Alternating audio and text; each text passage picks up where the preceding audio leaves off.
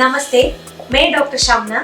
आरोग्य विचार का 15th एपिसोड में आपको बहुत बहुत स्वागत है।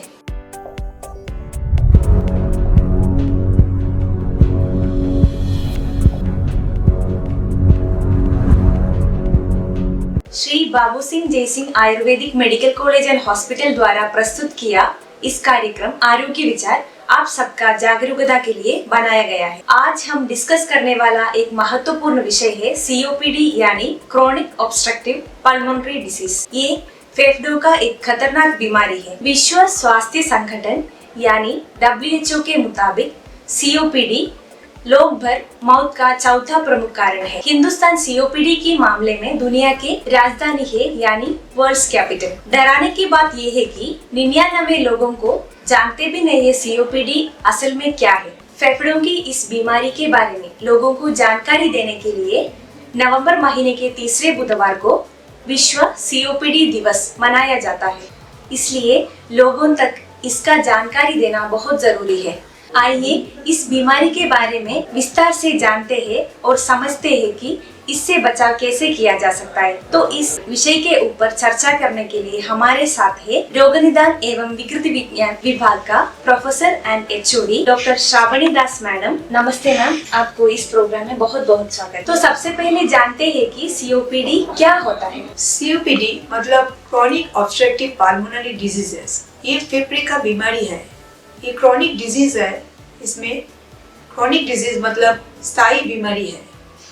इसमें क्या होता है, सांस लेने में तकलीफ होता है। हमारा जो सांस नलिया है उसमें रुकावट आ जाता है। रुकावट के लिए हम जब सांस लेते हैं तो बाहर का जो वायु है वो अंदर नहीं आ सकता और अंदर में जो वायु है कार्बन डाइऑक्साइड है वो बाहर नहीं जा सकता है। इसको ही फेफड़े का बीमारी बोलता है।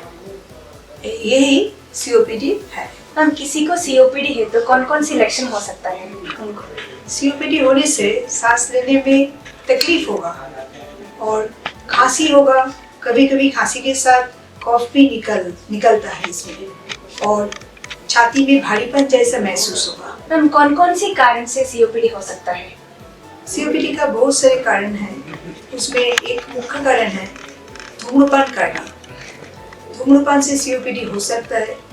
अगर कोई धूम्रपान करे उससे भी आपको COPD हो सकता है। वायु प्रदूषण से भी ये हो सकता है। धूल से, धुएं से ये हो सकता है। और हमारा एक अल्फा 1 एंटीट्रिप्सिन एंजाइम है, वो एंजाइम जब कम हो जाए तो उससे भी COPD हो सकता है। कभी कभी किसी लोगों ने फैक्ट्री में काम करते हैं, फैक्ट्री का जो गैस होता है, जो केमिकल्स होता है, उससे भी COPD हो सकता है। तो मैम ने अभी बताया है अभी धूमपान की वजह से COPD होने का चांसेस है और अभी वायु प्रदूषण तो इतना बढ़ता जा रहा है तो इस जमाने में COPD होने का चांसेस तो बहुत ज्यादा है। तो मैम COPD किसी को है तो COPD का जटिलताएं क्या है? अगर ठीक समय में ट्रीटमेंट ना करे तो कुछ जटिलताएं हो सकते हैं, जैसे रेस्पिरेटरी इन्फेक्शन मतलब सांस नलियों में संक्रमण हो सकता है। इसमें सर्दी, इन्फ्लुएंजा और न्यूमोनिया जैसा बीमारी हो सकता है और फेफड़े का कैंसर भी हो सकता है इसमें और कुछ हार्ट डिजीज भी इससे हो सकता है। अगला सवाल ये है कि मैम COPD का अंदाज के लिए क्या क्या टेस्ट करवा सकते हैं?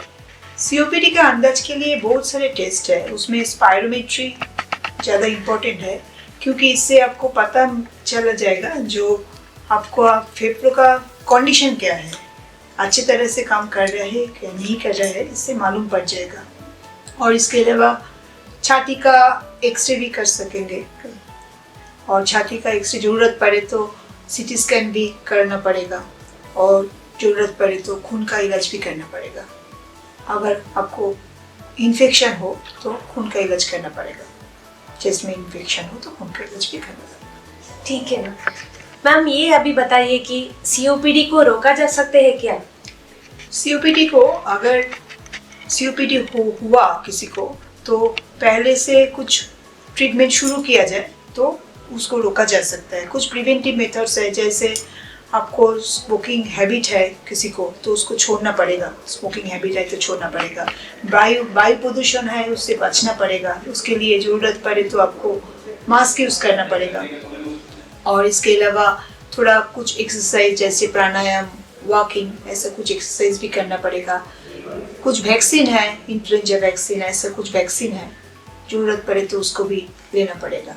इससे उसको COPD को चाहे तो हम रोक सकते हैं। आखिरी सवाल ये है कि मैम COPD का इलाज आयुर्वेदा में कैसे किया जा सकता है? COPD का जो प्रिवेंटिव मेथड्स मैंने बताया है पहले, जो स्मोकिंग का हैबिट है तो छोड़ना पड़ेगा, वायु प्रदूषण से बचने के लिए मास्क यूज़ करना पड़ेगा, ज़रूरत पड़े तो वैक्सीन लेना पड़ेगा। ऐसा भी करने के बाद बहुत कुछ मेडिसिन है, जैसे आयुर्वेदिक औषधियाँ है, जैसे आपको शोइंदा लवण सरसों के तेल से मिलाकर छाती में मालिश करना पड़ेगा, इससे पेशेंट को आराम मिलेगा। और पिप्पोली का पेस्ट बना के उससे शोइंदा लवण, मधु, शहद मिलाकर एक साथ मिलाकर पेशेंट को पीना चाहिए। उस पिलाने के बाद क्या होगा, पेशेंट को वॉमन होगा। वॉमन होने से पेशेंट को छाती के अंदर में जो कफ होगा वो बाहर निकल आएगा, उससे पेशेंट को थोड़ा रिलीफ मिलेगा। और जो अणु तैलो है उसका नशो नाक में 2 बूंद करके दिन में 2 बार डालना पड़ेगा, इससे भी थोड़ा। और कुछ काढ़ा है जैसे पिप्पोली, बाशा, तुलसी, जष्टि मधु, बौच, ये एक साथ मिलाकर काढ़ा बनाना पड़ेगा। ये जो काढ़ा है इसको दिन में 2-3 बार पिलाने से पेशेंट को थोड़ा रिलीफ मिलेगा।